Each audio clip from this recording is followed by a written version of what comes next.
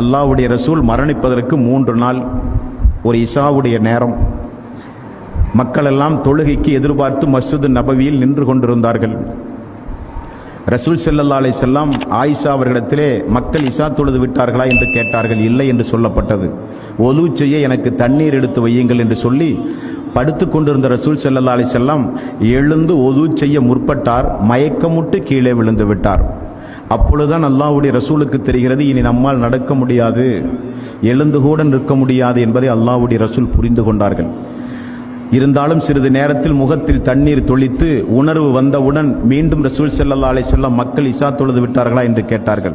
இல்லை என்று சொல்லப்பட்டது. 2வது முறையும் அல்லாஹ்வுடைய ரசூல் எழுந்து நிற்க முயற்சி செய்யும் போது மீண்டும் மயக்கமுற்று கீழே விழுந்து விட்டார்.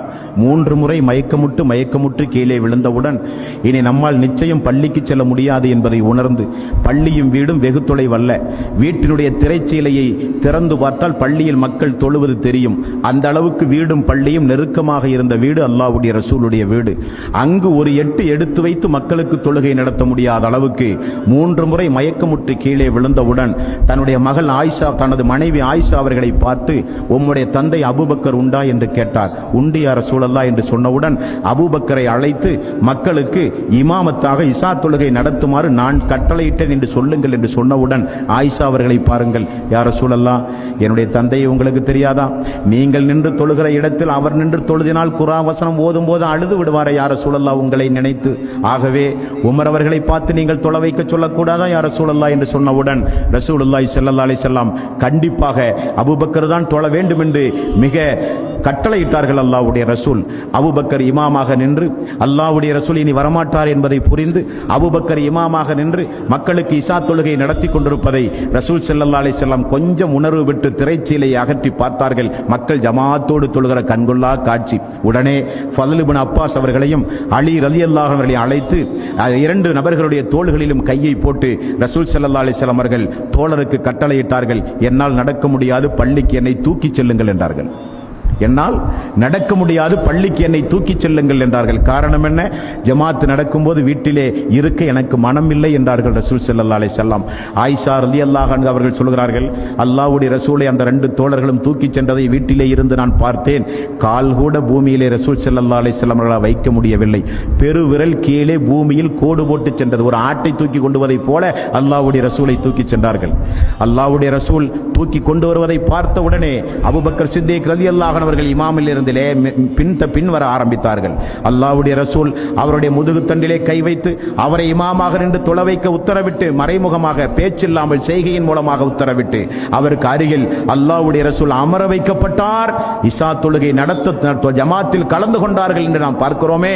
மரண நேரத்தில் கூட, சக்கராத்துடைய நேரத்தில் கூட முகத்திலே ஈரத்துண்டை போட்டுக் கொண்டிருந்த ரசூல் ஸல்லல்லாஹு அலைஹி வஸல்லம் அந்த முகத்திலே இருக்கிற துண்டை அகற்றி, மக்களே தொழுகை, மக்களே தொழுகை, மக்களே தொழுகை, தொழுகையை பேணுங்கள், தொழுகையை கைவிட்டு விடாதீர்கள், தொழுகையை பேணுங்கள் என்று ரசூலுல்லாஹி ஸல்லல்லாஹு அலைஹி வஸல்லம் கடைசி நேரம் வரை இந்த உம்மத்திற்கு தொழுகையை பற்றி மிக கடுமையாக அல்லாஹ்வுடைய ரசூல் வலியுறுத்தி சொன்னார்களே.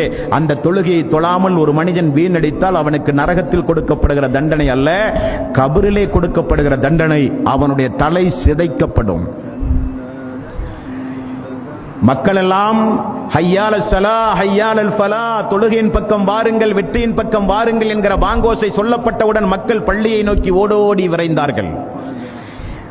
அதிகாலை பொழுது எல்லோரும் சந்தோஷமாக உறங்கும் பொழுது அஸ்ஸலாத்து கைரும் மினன் நௌம், தூக்கத்தை காட்டிலும் தொழுகை சிறந்தது என்று அழைப்பு கொடுத்தவுடன் மழை இருள் என்று கூட பாராமல் மக்கள் பள்ளியை நோக்கி ஓடி வந்தார்கள். நீயோ பகல் இரவு என்று பாராமல் உறங்கியே காலத்தை கழித்தாய் என்று சொல்லி அவனுக்கு கபரிலே தலைகள் சிதறடிக்கப்படுகிற தண்டனை கொடுக்கப்படுகிறது என்று ரசூலுல்லாஹி ஸல்லல்லாஹு அலைஹி வஸல்லம் அவர்கள் கூறினார்கள்.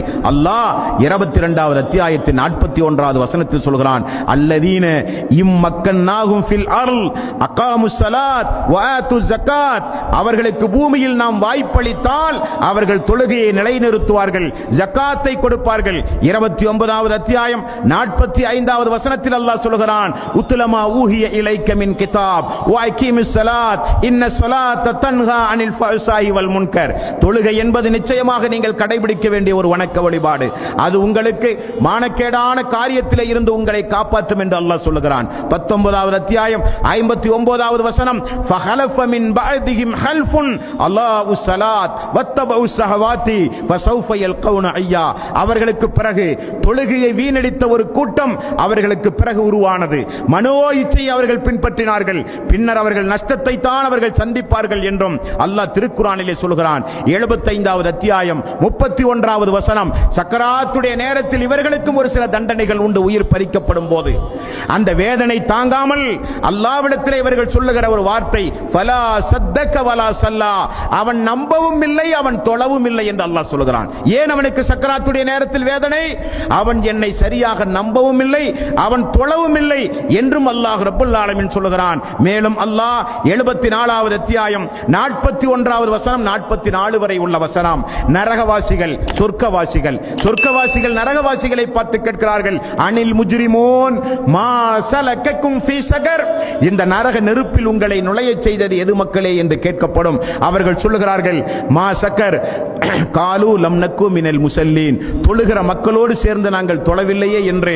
தொழாத மக்கள் நரகத்திலும் தண்டனை வாங்கி பொறுக்க முடியாமல் சொர்க்கவாசிகளை பார்த்து பரிதாபமாக பதில் சொல்லுகிறார்கள் என்றும் அல்லாஹ் திருக்குர்ஆனிலே சொல்கிறான். மார்க்கத்தை ஏற்காத மக்கள் இருந்தால் தாமதமில்லாமல் மார்க்கத்தை ஏற்றுக்கொள்ளுங்கள்.